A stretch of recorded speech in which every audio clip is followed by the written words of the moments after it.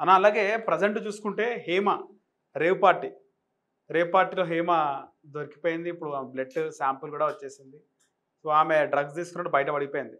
So సుప్పిని శుద్ధపూసని హేమని అని చెప్పి tags కూడా వస్తున్నాయి. బయట పడిపోయింది కదా, ఇక మనం ఏం మాట్లాడతాం, ఏం చేయలేం. అలాగే ప్రూవ్ అయిపోయింది తప్పు చేసిందని. తప్పు రేవ్ పార్టీ గురించి అంటే మీరు ఇండస్ట్రీలో ఉన్నారు కాబట్టి రేవ్ పార్టీ గురించి ఎప్పుడైనా డిస్కషన్ కానీ మీకు తెలిసిన వాళ్ళు ఎవరైనా పార్టిసిపేట్ చేసినట్టు గతంలో కానీ ఎప్పుడైనా ఏమైనా ఇన్ఫర్మేషన్ లేదన్న, నాకేం ఇన్ఫర్మేషన్ లేదు. అసలు రేవ్ పార్టీ అంటే దాని లోపల ఏం జరుగుతుంది ఏంది అనే దాని గురించి నాకు పూర్తిగా అవగాహన లేదు. ఈ మధ్యకాలంలో టీవీలో చూసి తెలుసుకున్నాను అంతే. సో ఈ మొన్న హేమ పోయింది అయితే బాగా ఇష్యూ అయిపోయింది. కానీ పెద్ద ఇష్యూ అయిపోయింది. రేవ్ పార్టీ అనేది పెద్ద ఇష్యూ అయిపోయింది. నిర్వహించినోడు ఎక్కడైతే ఆడ బెంగళూరులో ఫామ్ హౌస్ కానీ జిఆర్ రెడ్డి నిర్వహించిన పేరు వాసు అంతా కూడా బయటకు వచ్చేసింది. బర్త్డే పార్టీ నిజంగా 50 lakhs ఉంటుందా అన్న రేవ్ పార్టీ ఎంట్రీ ఫీజు? అంటే నేను విన్న ప్రకారం 2.5 to 5 lakhs అని విన్నా నేను, నాకు తెలిసినంత వరకు. మరేమో తెలియదు. ఓకే, సో అంత కూడా ఉంటుంది అంటారా ఒక పార్టీకి? ఉండొచ్చు. అంత పెద్ద అది చేసేటప్పుడు అన్ని లోపల కార్యకలాపాలు నడిపించేటప్పుడు మినిమం మేబీ ఉండొచ్చు. ఓకే, డ్రగ్స్ అవన్నీ ఉంటాయి కాబట్టి కాస్ట్ ఎక్కువ ఉండదు. అదే అదే అదే అన్ని దాని లోపల కాస్ట్లీ ఉంటుంది. సో చాలా మంది అలాంటి రేవ్ పార్టీలను ఎక్స్పీరియన్స్ చేయాలనుకుంటారు కదా, ముఖ్యంగా ఇండస్ట్రీలో. ఎక్స్పీరియన్స్ చేయాలి అనుకుంటారంటే చెప్పలేం కదా ఎవరి మెంటాలిటీ ఎలా ఉంటుందో. ఇప్పుడు నేనున్నాను, వెళ్తావా అంటే నాకు అవసరం లేదు. అదే 2.5 లక్షతోని ఎంతోమంది నిరుపేద కుటుంబాలని ఆదుకోవచ్చు అని నేను, నా మెంటాలిటీ అలా. కొంతమంది మెంటాలిటీ అలా వెళ్ళి ఎంజాయ్ చేయాలి అని కొంతమందిది. ఇప్పుడు 500 పెట్టి పైన వెనుక దూరం కూర్చొని చూడాలని కొంతమందికి సరదా. 10 రూపాయల టికెట్లో ఉంచి చూడాలని చెప్పి నాకు సరదా. ఏం కొత్తగా ఏమి ఉండదు కదా, డబ్బులు బొక్క తప్ప. అవునా కదా?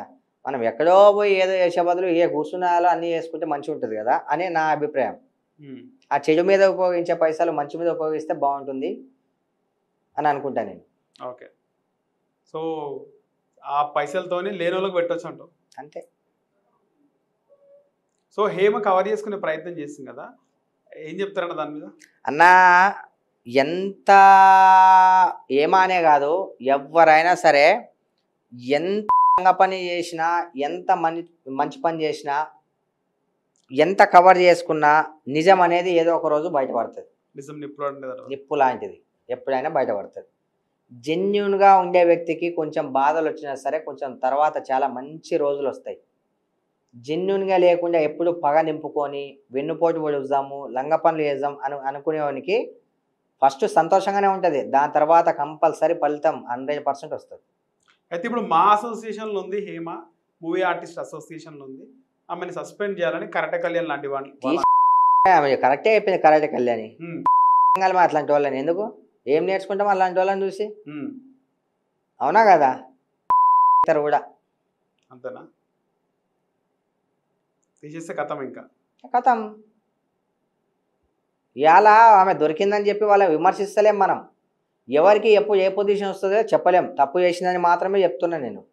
ఎవరికి ఎప్పుడు ఎలా పసాయిస్తారో తెలియదు, అది వాళ్ళని బట్టి ఉంటుంది. ఒకవేళ హేమ సైలెంట్గా ఉంటే ఎట్లుంటుండే? రేవ్ పార్టీలో పార్టిసిపేట్ చేసింది, అయిపోయింది, ఆమె ఉందని బయటకు వచ్చింది, దొరికింది కాబట్టి వీడియో రిలీజ్ చేసింది, నేను ఇట్లా చిల్ అవుతున్నాను, ఫామ్ హౌస్ లో ఉన్నాను. ఇక అదే కదా, మన గోతిని మనమే తీసుకుంటాం అంటారు కదా, అట్లా ఆమె గోతిని ఆమె తీసుకుంటాం. వీడియో రిలీజ్ చేసిన తర్వాత, ఈమె వీడియో రిలీజ్ చేసిన తర్వాత పోలీసులు ఆమె ఫోటో రిలీజ్ చేశారు. అదే అదే చెప్తున్నా కదా బ్రో, అదే కదా మన గోతిని మనమే తీసుకోవడం అని దాన్ని అంటారేమో. ఆమె చెప్పడం కూడా చాలా సీరియస్ గా ఏం చెప్పలేదు, క్యాజువల్. అవునవునవును. వేరే శ్రీకాంత్ కానీ వేరే వాళ్ళు సీరియస్ గా చెప్పినారు. ఇక అదే ఇక ఆమె అట్లా మూడింది, అట్లా రాసిపెట్టింది, అట్లా జరిగింది అంతే. ఓకే, ఇంకేం చెప్తారన్నా? ఏం చెప్తా అన్న, నేను చెప్పేది ఒకటే, దయచేసి పక్కన వాళ్ళ మీద రూమర్స్ క్రియేట్ చేయొద్దు, వేరే వాళ్ళ మీద పడి ఏడవద్దు. ఎవరి బతుకు వాళ్ళు బతకనివ్వండి, మీ బతుకు మీరు బతకండి.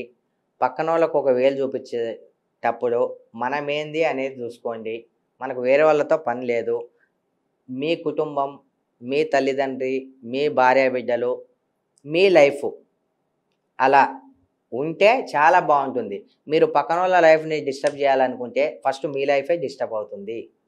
అందుకు మీ లైఫ్లో మీకు నచ్చినట్టు ఏ తప్పు చేయకుండా నిజాయితీగా నీటుగా బతకండి. ఇదే నా మెసేజ్ ప్రతి ఒక్కరికి. అంతే అంటారా? అంతే.